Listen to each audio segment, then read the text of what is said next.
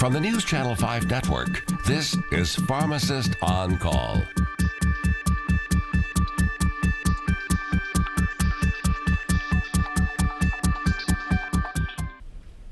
Good evening, Nashville, Middle Tennessee, Southern Kentucky, and those of you out there in West Tennessee, like Camden, for instance. Welcome to Pharmacist on Call. This is your host, Dr. Shawn Pruitt, your community pharmacist, the owner of Pruitt's Discount Pharmacy, the owner of the Kangen Water Store of Nashville.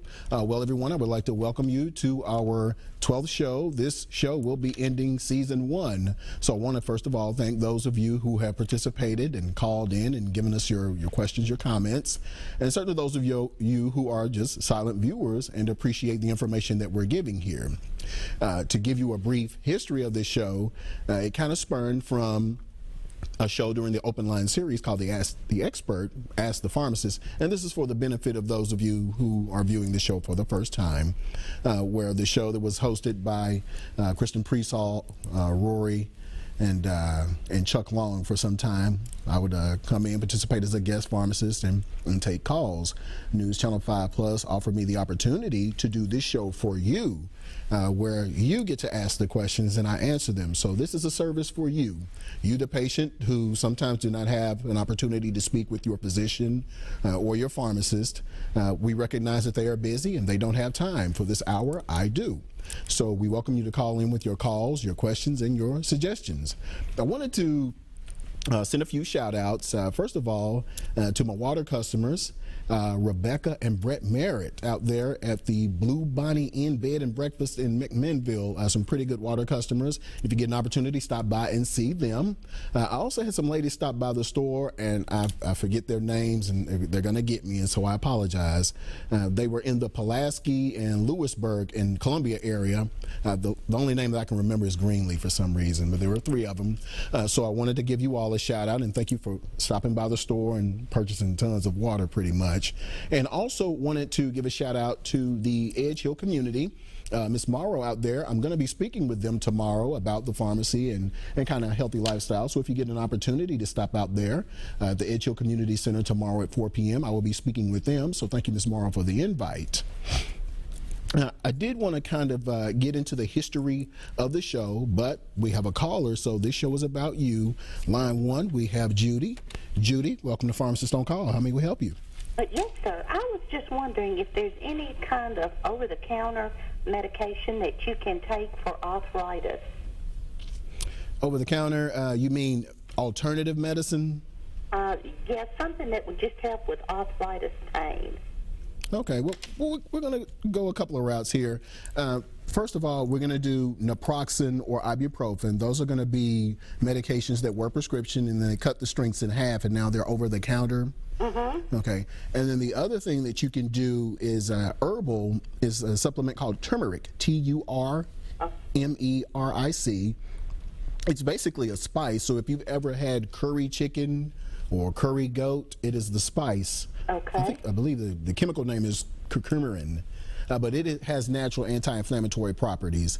I was gonna get into this later, but my Kangen water has been pretty big in terms of helping people with issues with arthritis.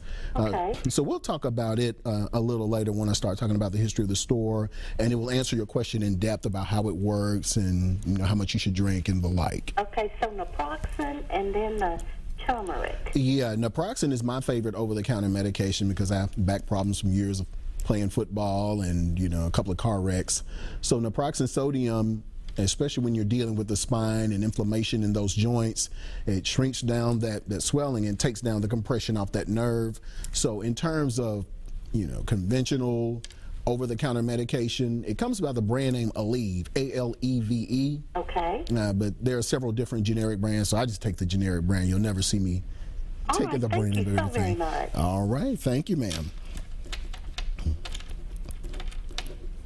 All right, looks like we got another caller, line 2. Joanne, welcome to Pharmacist on Call. How may we help you?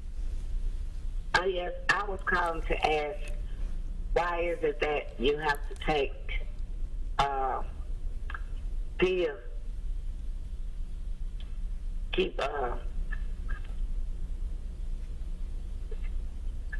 Yes, ma'am. keep taking the pills over and over again when they should already stop the pain. But then the medicine go away, and then the pain come back. Well, all medications are a temporary solution. Now, the body was equipped with something to help you get rid of things that are not natural to your body, whether it's food or medications. So your liver and your kidney are going to kick those things out. So that's why medication only works for a little while based on your liver and your kidney function, and you have to keep taking it until the problem is resolved.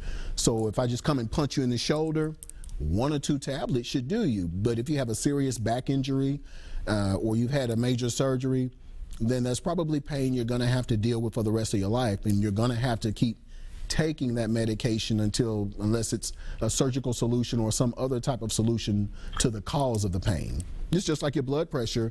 You have to keep taking your blood pressure pills until either through diet and exercise or some other mean you have managed to get your blood pressure down on its own.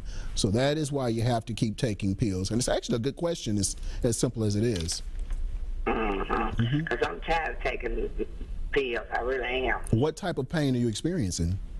I have chronic pains, fibromyalgia, and then I had a surgery on my neck, the center, this disease, yeah. Okay, and what medication are you on? I take Lyrica. I take oxycodone. Yes, ma'am. Yes, ma'am, I'm listening. Yeah. But they don't, I just tired of taking them. Cause with the pain, they still here. It's like they're not going to leave me. But once doctor did tell me that I was never going to be pain-free. Okay. And he's absolutely correct. Once you start getting into chronic pain, it's just about what level you can deal with. Did he offer you a surgical solution to maybe take away some of that pain? Well, no, not really. The only thing he asked that I want to go back to the doctor see about my neck, but I won't go back to no doctor see about my neck because it really didn't help none. So I don't want to have that operation no more. So you have had surgery before? Yes. Okay. Well, unfortunately, ma'am, it looks like if you want to keep the pain away, that you're going to have to be on the medication, by virtue of the fact that you've had major surgery and that it sounds like you have some issues with neuropathy as well. Have you consulted a chiropractor?